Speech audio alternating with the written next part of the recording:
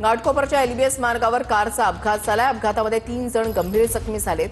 कारनं बॅरिकेटिंग तोडून दुकानाला धडक दिलेली आहे। घटनेबाबत पोलिसांकडून अधिक तपास सुरू आहे।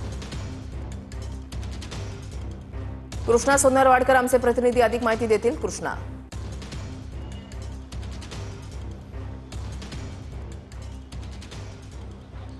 वृषाली, आपण पाहतो की जिथे घाटकोपरच्या एलबीएस रोडवरती हा अपघात झाला त्या अपघाताच्या ठिकाणी आपण आहोत आणि बरंचसं साहित्य जे आहे ते सुद्धा अस्तव्यस्त पडल्याचं पाहायला मिळतंय। कारचा अनेक पोर्शन जो आहे तो सुद्धा निखळून या ठिकाणी पडल्याचं पाहायला मिळतंय। त्याचबरोबर ज्या शॉप्सवरती ही गाडी धडकलेली होती तिथल्या बऱ्याचशा पायऱ्यांचं वगैरे नुकसान तर झालेलं आहे, मात्र एक जण या पायऱ्यांवरती झोपलेला होता तो सुद्धा गंभीर अवस्थेमध्ये जखमी आहे। एकूण कारमध्ये 3 जण होते, त्यापैकी एक तरुण जो अपघात झाल्यानंतर अगदी काही मिनिटांमध्ये पसार झालेले, तर 2 तरुणी जे आहेत ते सध्या पोलिसांच्या ताब्यामध्ये आहेत।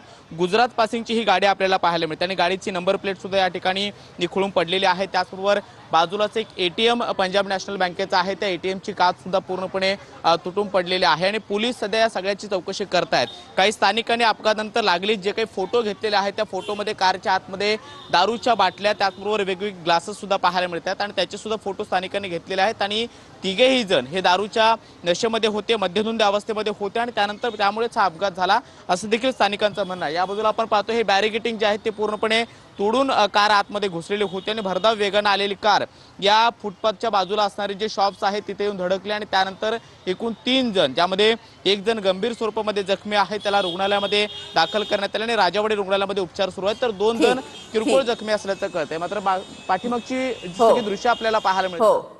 नक्कीच धन्यवाद कृष्णा, दिलेल्या सविस्तर माहितीसाठी। अपडेट सातत्याने तुमच्याकडून जाणून घेणार आहोत।